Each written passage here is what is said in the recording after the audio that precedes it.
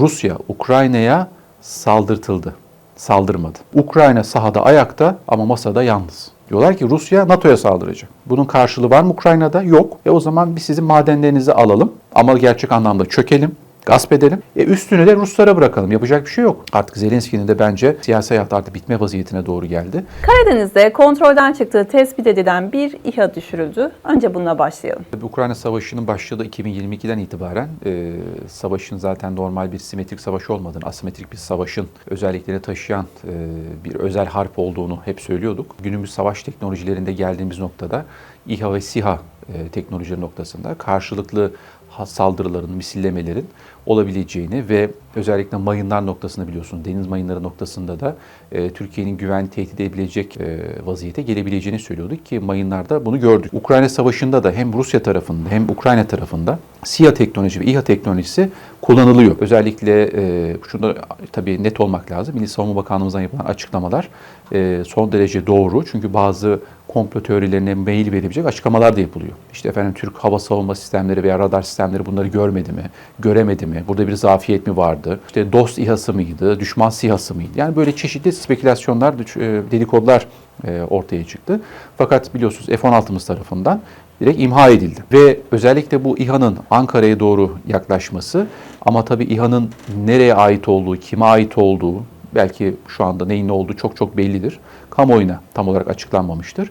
Ama savaşın seyrini değiştirecek veya bir şekilde Türkiye'nin topraklarına da bu saldırı silahlarının küçük veya büyük gelmesi, düşmesi veya efendim yanlışlıkla bir yere vurması şeklinde bazı provokasyonlara açık bir durumu da bize gösterebilir. Şimdi bu söylediklerin de bir komplo teorisi olarak adlandırılabilir ama sonuçta bu savaş içerisinde buna benzer şeyler görmedik mi? Gördük. En somut neydi? Dolmabahçe görüşmelerinde biz takip ederken bir bakıyorduk Ukrayna'da bir hastane vuruldu. Diyor ki Putin ben vurmadım, niye ben masadayım, niye hastaneye vurayım? Ukrayna diyor ki kim vuracak senden başka? Şimdi Putin'in arkasında başka bir güç savaşı devam ettirmek için bir saldırıda bulundu. Yoksa içeriden başka biri savaşın yine körüklenmesi için böyle bir manipülasyon ve provokasyona mı başvurdu? Örnekler vermek gerekirse bir tanesi. Dolayısıyla bu İHA meselesi de bununla belki biraz bağdaştırılabilir. Ama herkes şundan emin olsun ki Türk hava savunma sistemleri ve radar sistemleri hatasız tabii ki çalışmaktadır. Ve zaten Milli Savunma Bakanlığı yapılan açıklamalarda da bunu net bir şekilde görmüş olduk. Avrupa Rusya'ya kışkırtıyor mu hocam? Bunu daha önceki videolarda da siz de biliyorsunuz konuşmuştuk. Benim şöyle bir düşüncem var. Yanlış anlaşılmayı da mal veriyor çünkü zannediyorlar ki sanki Rusya tarafından bunu konuşuyoruz ama öyle bir şey değil. İşin ortasından, tam kitabın ortasından bakacak olursak Rusya Ukrayna'ya saldırtıldı, saldırmadı. Şimdi bu ne demek? Rusya çok masum, işte efendim Rusya'yı çok... Bunu demek istemiyorum. Rusya'nın Ukrayna'nın, daha doğrusu Ukrayna'nın Rusya nezdinde onun perspektifindeki önemini tarihi olarak az çok kitap okuyan herkes bilir. Ve Putin'in son 5 yıl içerisinde o büyük Avrasya kalpgahında kendi jeopolitik gücünü Karadeniz, Hazar, Akdeniz, hatta Arktik coğrafyasında, hatta Pasifik coğrafyasında da bir güç şemsiyesi oluşturma yönünde atılımlar yaparken Ukrayna dediğimiz coğrafya tıpkı 1. ve 2. Dünya Savaşları'nda olduğu gibi Rusya'nın ön savunma cephe hattı. Azak demek, Ukrayna demek, Kuzey Kafkasya demek. Ukrayna demek Kazakistan'dan Vladivostok'a kadar uzanan Rusya savunma yayının önemli bir savunma noktası demek. Şimdi siz bu noktayı kaşıdıkça ki bunu Biden biliyorsunuz yine konuşmuştuk. Bir insan dedik ki 40 kere deli derseniz delirir demiştik hatırlarsanız. Biden döneminde başlayan sürekli Rusya bir gün Ukrayna'ya saldıracak. Eğer Rusları durdurmazsak Ukrayna'yı fethedecek. Ukrayna'yı şöyle yapacaklar, böyle yapacaklar diye bir taraftan da Ukrayna'yı biz Avrupa Birliği üyesi yapacağız. Onunla da kalmayacağız. NATO ittifakı içerisine alacağız. Şimdi NATO kelimesi gelince mayına basıldı. Çünkü Putin dedi ki Ukrayna'nın Batı ittifakının bir mühimmat deposu olması veya bir ittifak üyesi olması benim için kasus bellidir dedi uluslararası hukuka göre. Yani savaş sebebidir dedi. Zaten tarihi olarak biliyorsunuz sürekli şunu söylüyor. Burası benim imparatorluk mirasım. İşte bu Novgorod Kinezliği denilen ilk Rus tohumlarının, Rus imparatorluk tohumlarının burada atıldığını, işte Kiev Kilisesi ile Ortodoks'u kendi Moskova Kilisesi'nin arasındaki münasebetler. Yani bir şekilde ki Ukrayna kelimesi biliyorsunuz Rusça'da sınır ülkesi, uç ülkesi anlamına geliyor. Efendim burası Kuruşev döneminde hediye edilmiş coğrafyadır gibi bir sürü maddelerle burası aslında benim toprağımdı, ben burayı bahşettim ama şu anda da madem siz böyle konuşuyorsunuz geri alma zamanı geldi dedi. Peki Avrupa bu noktada kışkırttı mı? Evet. Çünkü bu bahsettiğim meseleler, bu sinir uçları tetiklenerek Rusya'nın bir şekilde buraya operasyonu da sahasını genişletmesi yönünde de büyük bir tahrik olduğunu da aslında görmek gerekiyor.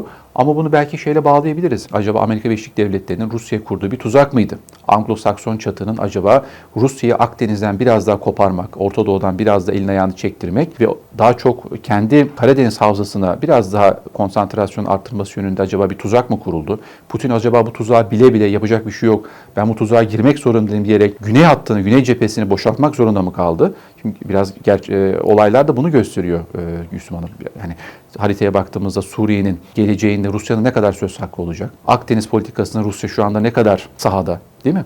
Bunda hep soru işareti. Rusya'nın işte hep dediğimiz Moskova, Kuzey Kafkasya'nın bir cephe attı. Azak Denizi. Şimdi bu işgalle beraber ne oldu? Azak İç Deniz oldu. Kerç Boğazı bir ulusal boğaz oldu. Kırım ilhak etti. Hatta Odessa'dan Transnistrya'ya kadar, yani Moldova'nın Basarabya bölgesine kadar da gitme şansını ortaya çıkardı ki bunu da yapacağım dedi eğer fazla üzerime gelirseniz. Yani Ukrayna'yı tamamen Karadeniz'den koparırım dedi. Şimdi bu kart karşımıza gelince Trump da Avrupa'ya ne dedi? Bakın dedi, Putin Ukrayna'nın tamamını alabilir. Şimdi ben burada hemen devreye gireceğim, ben çünkü barış adamıyım dedi Trump. Savaşları bitiren adamım. Şimdi ben Putin'i ikna edeceğim ama siz Putin'in aldığı Donbas'ta, Kırım'a da ikna olacaksınız artık. Olan oldu, yapacak bir şey yok. Çünkü üzerine giderseniz bu adam hepsini alır, ona göre. Yapamam başka bir şey dedi. Yani ölümü gösterip sıtmaya razı etmeye çalıştı Avrupa'yı. Şimdi burada çok ciddi bir hem akıl oyunları var, hem ciddi bir oyun teorisi var, hem de bir satranç aslında görüyoruz Gülsüm Hanım. Dolayısıyla artık bu Moskova için, yani bu savaş niye bitmiyor diye baktığımız zaman artık Moskova için bu savaş bir toprak meselesinden de öteye doğru gidiyor. Ve kendi rejiminin, yani Putin'in kendi siyasetinin bir güvenlik mekanizması, bir güvenlik meselesi haline geliyor. Bir de tarihsel alan savunması olarak da ifade ediliyor bu Gülsüm Hanım. Çünkü Putin hep biliyorsun o Rus milliyetçiliğinde çok atıfta bulunuyor. İşte ben son çarım demiyor ama öyle bir duruş sergiliyor. İşte ben Sovyetler Birliği'nin şöyle bir sözü vardı. Sovyetler Birliği'nin dağıldığına üzülmeyen kalpsizdir, yeniden ayağa kalkacağını düşünen de beyinsizdir demişti. Ama o milliyetçilik ruhuyla hem kendi taraftarlarını konsolide ediyor, hem kendi siyasetine can suyu sağlıyor ve bunun bir milli mücadele olduğunu, bir kutsal savaşı olduğunu bir şekilde kabul ettirmeye çalışıyor baktığımızda. Hocam peki Ukrayna'nın hiç tam zafer şansı yok mu? Tam zafer şansı bence yok. Yani ben şöyle görüyorum, bir real politika var karşımızda. Evet, sonuçta okuduğumuz, bugüne kadar yazdığımız hep nedir? Hiçbir ülke başka bir ülkenin toprağını işgal edemez. 1648 Westfalia Anlaşması ve daha sonraki barış anlaşmaları, İkinci Dünya Savaşı sonrası kurulan düzenler. Her ülke kendi ulusal sınırlarını koruma hakkına sahiptir ve hiçbir ülke başka bir ülkenin topraklarına tacizde bulunamaz, işgal hakkı bulunamaz. Bu bir suçtur. Evet, peki bugüne kadar Gazze katliamı aşağımızda. Filistin'de 80 yıldır bu işgal, bu ilhak, bu katliam sürüyor. Ne karşılık verildi İsrail'e karşı? Hiçbir şey yapılamadı. Şimdi Ukrayna'da ne olacak? Ukrayna'da Putin, ben bu kutsal savaşı kendi ulusal güvenliğimi sağlamak için başlattım ve görüyorum ki benim için barış artık işgal ettiğim toprakların yeni Rusya toprağı olarak tanındıktan sonra benim için gelecektir. Hani şöyle söyledi, ben size çok şans verdim dedi. Vladimir Putin, Savunma Bakanlığı Üst Kurulu'nun genişletilmiş toplantısında bir konuşma yapıyor. Sovyetler Birliği'nin dağılmasının ardından Rusya'da ülkenin hızla medeni Batı ailesinin bir üyesi olacağı yönünde bir algı oluştuğunu, ancak bunun gerçekleşmediğini söylüyor. Ve Putin, Sovyetler Birliği'nin çöküşünden hemen sonra kendimizi çok kısa sürede sözde Avrupa halklarının medeni ailesinin, genel olarak da medeni Batı ailesinin bir parçası olacağımızı düşünürken buldu. Bugün ise orada herhangi bir medeniyetin bulunmadığı, yalnızca tam anlamıyla bir yozlaşmanın olduğu ortaya çıkıyor. Ama o zamanlar bunun iyi bir şey olduğunu sanıyorduk diyor. Artık Zelenski'nin de bence durdu. Yani siyasi hayat artık bitme vaziyetine doğru geldi. Peki şimdi Avrupa savaşın içine giriyor mu? Girmiyor. Biz size silah verelim, siz savunmayı kendinize devam edin diyor. Şimdi Ukrayna yapsın, Rusya yıpransın, biz silahlandırmaya devam edelim. Bu silahlandırmayla siz savaşı daha büyütmekten başka bir işe yarayacak mısınız? Hayır. Financial Times'ın en son çıkan haberinde Almanya 2025 ile 2030 döneminde savunmaya toplamda 650 milyar euro harcamayı düşünüyormuş Gülsüm Hanım. 650 milyar euro. 2030'a kadar 5 sene içerisinde. Bu Almanya'nın tarihinin belki en büyük silahlanması. Savunma harcamalarındaki bu artış, Berlin'deki yetkililerin Rusya'nın 2029 yılına kadar NATO'ya saldırmaya hazır olabileceği yönündeki endişeleriyle bağlantılı olduğu ifade ediyor. Yani artık Ukrayna'dan çıkıyor iş. Diyorlar ki Rusya NATO'ya saldıracak. Buradan kamuoyunun takdirine bırakıyorum bu olasılığın ne kadar mümkün olduğunu. Alımlar arasında da askerler için bakın 21 milyar euro değerinde kıyafet, koruyucu teçhizat, 4 milyar euro tutarında Puma piyade savaş araçları ve NATO'nun doğu kanadında Avrupa'nın istihbarat kabiliyetlerini artırmayı hedefleyen 2 milyar euroluk uydu sistemleri sözleşmesi var. Alman askeri programlarının 2029'a kadar alabilecek her şeyi almak ve bu kapsamda da 1 milyar euro karşılığında 12 bin kadar silahlı insansız hava araçları satın almayı planlıyorlar. Bu nedir Yusuf? Biz savaşta mıyız? Herhalde harp çıktı yani. 3. Dünya Savaşı patladı. Bizim haberimiz yok. Almanya tarihinin en büyük silahlanmasını yapıyor. Financial Times'ın haberi. Ne kadar doğru ne kadar yanlış bilemeyiz. Rusya şimdi hem askeri olarak hem ekonomik olarak zarar görüyor bu savaşta. Ama onu hangisi daha çok rahatsız ediyor? Ekonomisinin bozulması mı yoksa askeri olarak güç kaybetmesi mi Ukrayna Savaşı tarafında? Şimdi tabii halklar nezdine baktığınız zaman her ülkenin halkı refah seviyesiyle ilgilenir. Ve hiçbir ülkenin halkı savaş istemez. Bu dünya tarihinde de hep böyledir. Ama ne zaman savaş zaruri olmuştur? Kendi toprakları işgale uğradığı zaman kendi bekaları, ulusal güvenliği ciddi tehdit aldığında savaş zaten kaçınılmazdır. Şimdi Putin kendi halkını aslında bu anlamda ikna etti. Yani şunu söyledi. Eğer Ukrayna düşerse Moskova düşer. Ve Ukrayna bize Yeltsin döneminde 1992'de Sovyetler Birliği dağıldığında bir söz verdiler. Dediler ki biz Doğu bloğu ülkelerini kesinlikle NATO ittifakına almayacağız. Size söz veriyoruz. Ama gördük ki hepsini arka arkaya aldılar. Letonya'sı, Estonya'sı. Ama Ukrayna sadece geriye kaldı. Ukrayna'da düşerse o zaman Kuzey Kafkasya, Kazakistan biraz evvel bahsettiğim o güney çelik yay hattı dediğim savunma hattı çöker.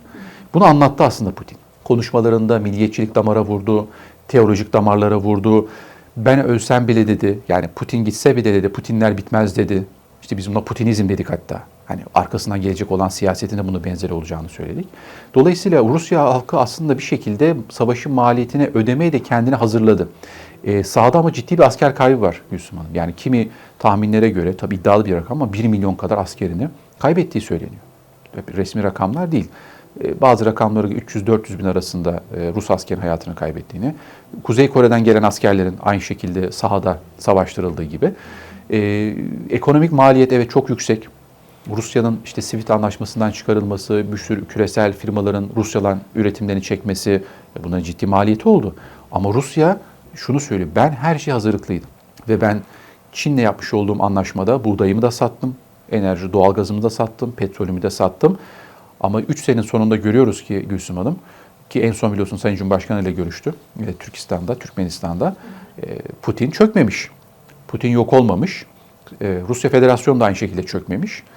Şimdi de Çin ve diğer Doğu ülkeleriyle bir işbirliği platformu Şangay üzerinden, Avrasya Birliği üzerinden bu alternatiflerle ulaşmış. Peki olan kime oldu? Olan Batı Avrupa'ya oldu. Olan onlara oldu. Aşırı sağ güçlendi. Ekonomik kriz derinleşti. Enflasyon arttı.